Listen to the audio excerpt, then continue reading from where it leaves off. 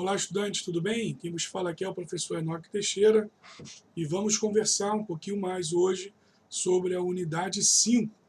Já gravei 4 aulas com vocês, né? E hoje chegamos na unidade 5 da nossa disciplina Liderança e Comunicação Organizacional. O tema da nossa aula hoje é tipos e funções da comunicação organizacional. E para começar, pessoal, eu queria conversar com vocês falando que a comunicação organizacional de uma empresa, ela acontece justamente para que haja um relacionamento e uma interação com os seus públicos. Tá? Perceba que eu coloquei no plural, é exatamente isso.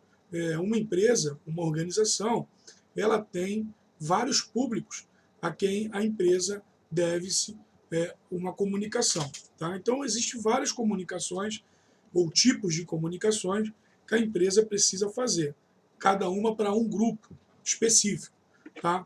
Existe a comunicação interna, existe a comunicação institucional, existe a comunicação mercadológica, existe a comunicação social, existe a comunicação administrativa. Tá? A comunicação interna é todo tipo de comunicação direcionada ao público interno, visando proporcionar os meios para sua integração, participação e troca de informações e experiências em todos os níveis da organização. Boletins informativos e intranets são exemplos. Então, pessoal, o alvo da comunicação interna são os colaboradores, ou seja, os funcionários. Tá? A empresa ela precisa ter um contato, uma linha, uma comunicação direta com os seus colaboradores. Tá bom? E essa comunicação se chama comunicação interna. A segunda comunicação é a comunicação institucional. A comunicação institucional é aquela dirigida ao público externo da organização, visando construir sua credibilidade ao permitir que ela tenha um conceito e um posicionamento favoráveis perante a opinião pública, a divulgação da missão e dos valores da empresa em seu site corporativo seria um exemplo de comunicação institucional. Então, pessoal, a ideia da comunicação institucional é justamente alcançar a opinião pública, ou seja, fazer com que as pessoas entendam e visualizem o posicionamento da empresa quanto a diversos assuntos. O mais comum atualmente é a natureza. É por isso que você vê as empresas sempre falando em cuidar da natureza, incluindo a sua missão, né, a sua visão nas suas propagandas. Isso nada mais é também do que uma comunicação institucional, um posicionamento da empresa sobre determinados assuntos em que a empresa está envolvida diretamente. Tá bom? A terceira comunicação é a comunicação mercadológica. É a comunicação também direcionada para o público externo, visando a divulgação dos produtos e serviços em torno dos objetivos de venda de uma organização. Tá? Toda vez que uma empresa faz uma publicidade, uma propaganda, né, ela está utilizando-se, mais inclusive da propaganda, uma comunicação mercadológica. A intenção é alcançar outra ponta, ou seja, o consumidor, o seu público externo. Tá? A ideia da empresa é transformar este consumidor em um futuro cliente, tá? Ou seja, aquele que já tem aderência, uma fidelidade com a marca e o produto. Quarta comunicação é a comunicação social.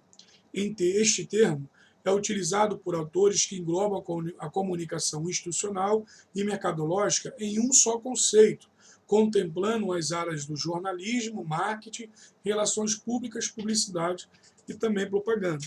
Pessoal, quando se fala de comunicação social, é quando a empresa utiliza-se das mídias sociais para fazer relações públicas, ou seja, é quando a empresa está interessada em saber qual é a percepção do consumidor do meu produto, do meu serviço, qual é a percepção do meu consumidor, né? Ou seja, o que ele acha, qual é a opinião dele.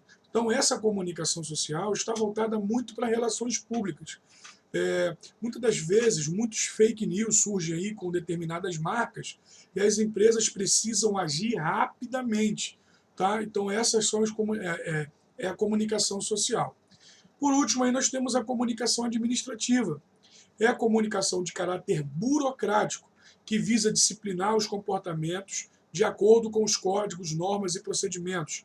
Pode ser direcionada tanto ao público interno quanto aos externos. Tá? São memorandos, ofícios. Então, pessoal, toda vez que eu leio comunicação administrativa, eu lembro do código de ética da empresa. Toda empresa deve ter um código de ética, justamente para fazer com que todas as pessoas entendam qual é ali o comportamento esperado dos seus colaboradores.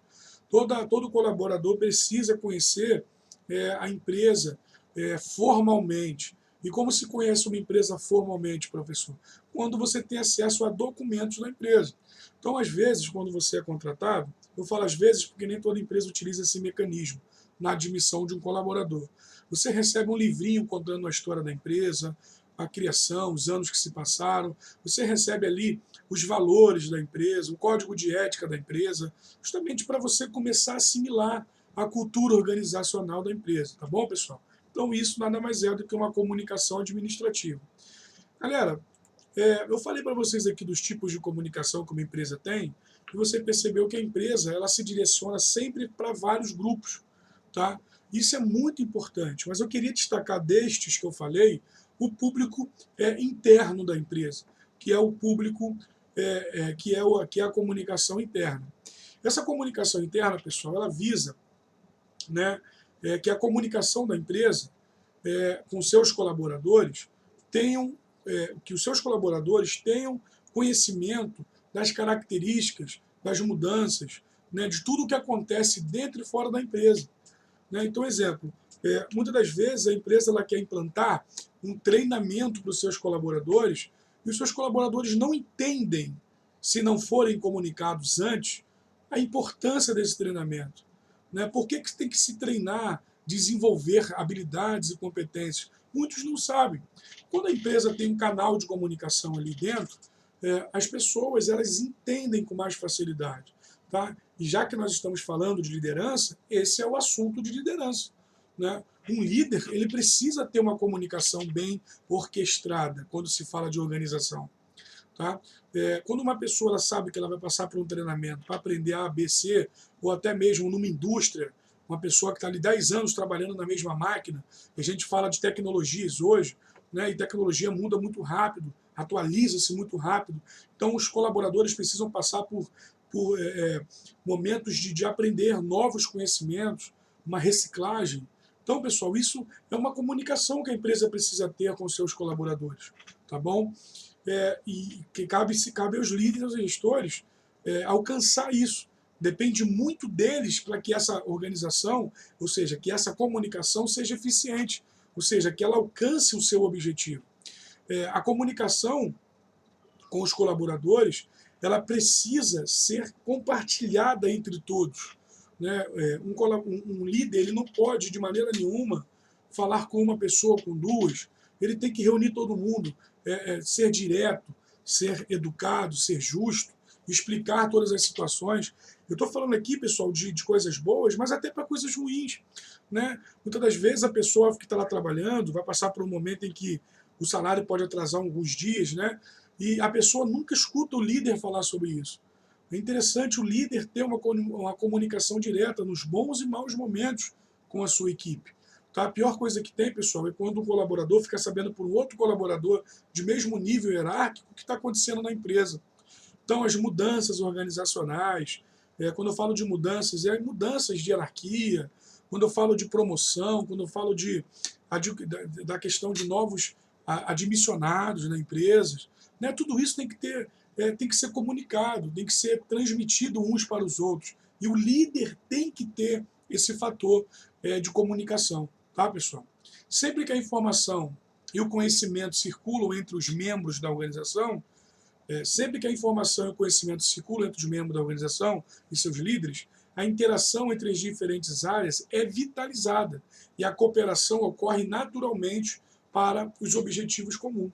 Como eu falei, quando a porta do gerente é aberta, né, quando as pessoas elas têm ali liberdade de conversar, quando as comunicações, até mesmo comunicação formal, né, ou seja, a empresa omitiu um ofício, um memorando, uma carta, tá, pessoal? A empresa está comunicando para que as pessoas tenham conhecimento do que está acontecendo.